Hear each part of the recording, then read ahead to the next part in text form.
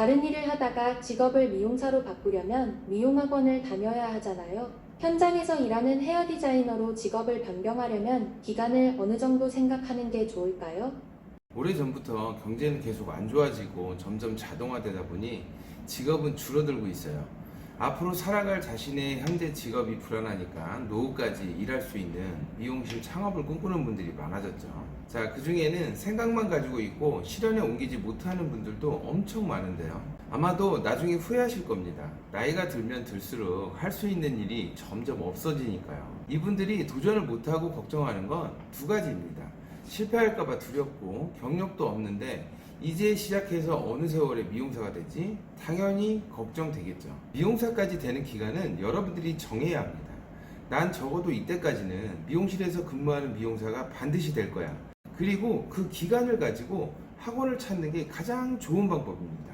계획을 들고 왔기 때문에 학원에서도 가능하다 불가능하다 얘기가 있겠죠. 교육 시스템이 다 다르니까요. 아무 계획도 없이 모든 걸 학원에 맡기고 다니는 건 운에 맡기는 거랑 똑같은 거죠. 그럼 미용 학원에 가서 도전하고 실패하는 분들은 왜일까요? 실패하는 이유로는 여러 가지가 있겠지만 통합해서 보면 미용사까지 완성되는 기간입니다. 아무리 교육을 많이 받고 이 학원 저 학원 돌아다녀도 현장에서 일하는 헤어 디자이너가 못 된다면 결과적으로는 실패한 겁니다. 시작할 때는 누구나 자신이 미용사가 될 수 있을지 걱정하면서 시작하죠. 미용사가 되고 있는 자신의 변화가 안 보인다면 두려움이 더 커지고 포기하는 게 어찌 보면 당연합니다. 내가 너무 쉽게 생각했나? 헤어가 나하고 안 맞아. 난 안 되나 봐. 괜히 시작했나? 이런 소리로 그 상황을 회피하게 되는 거죠.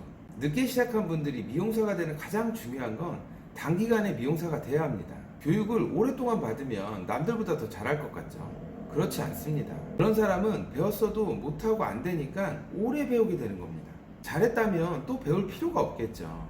헤어 기술을 미용사가 빨리 될 수 있도록 배우는 게 중요하지 오래 배운다고 좋은 것 하나도 없습니다. 여기서 자신이 실전에서 바로 사용할 수 있는 가장 쉬운 방법으로 배우는 게 매우 중요한데요. 이런 학생들은 많지 않은데 간혹 쉬운 방법을 놔두고 어려운 방법으로 배우길 원하는 학생이 있어요. 이 말은 초보인데 초급 커트를 우습게 보고 중급 커트를 배우길 원하는 거예요. 이런 분들 보면 계속 배우기만 하고 미용사가 못 되는 경우가 흔합니다. 처음부터 욕심을 내는 거죠. 3년, 4년 동안 미용사가 못 되고 학원만 돌아다니면서 배우는 사람도 봤어요. 이건 생각을 잘못하고 있는 거예요. 쉬운 방법으로 배워서 미용사가 되는 것도 쉽지 않습니다. 전 이런 분들은 수강 등록을 처음부터 안 받습니다. 지금까지 그래왔기 때문에 변화가 없어요. 아마 모든 교육자분들이 이런 분들은 가르치고 싶지 않을 거예요. 가장 좋은 방법을 추천해 드리자면 제일 쉬운 방법으로 헤어 기술을 전체를 마스터하는 겁니다. 그리고 여기서 중요한데 그 기술을 중급 경력자처럼 능숙하고 숙련되게 하는 게 매우 중요해요. 미용사가 되는데 가장 중요한 점이 바로 이겁니다. 초보 티가 나면 안 됩니다. 이런 소리 들으면 당연히 이렇게 생각하시는 분 있으실 거예요.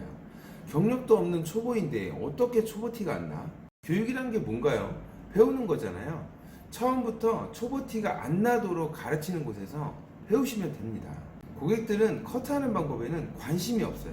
미용사가 빠르고 능숙하게 잘하는지 그리고 자신의 헤어스타일이 마음에 들면 이 두 가지만으로 고객들은 엄청 만족합니다. 평가 끝이에요. 앞으로 그분은 계속 옵니다.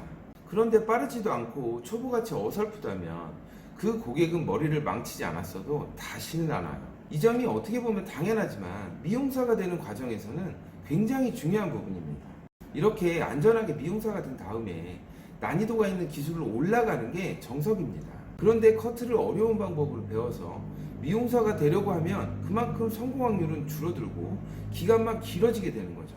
남들은 다 미용사 됐는데 정작 자신은 배우기만 하고 미용사도 못 되는 상황이 생기는 겁니다. 이래서 계획이 중요합니다. 지금 시작하는 사람은 아무것도 모르는 상태에서 배우는 거죠. 미용사가 된 다음에는 경력자예요. 기술자입니다. 그때는 중급 또는 상급 커트를 구현하기가 그리 어렵지 않아요. 이렇게 미용사가 될 수 있는 기간을 단기간으로 잡으셔야 성공 확률을 높일 수 있습니다. 처음부터 미용사 준비를 오래 할 생각하면 안 돼요. 좋을 것 하나도 없습니다.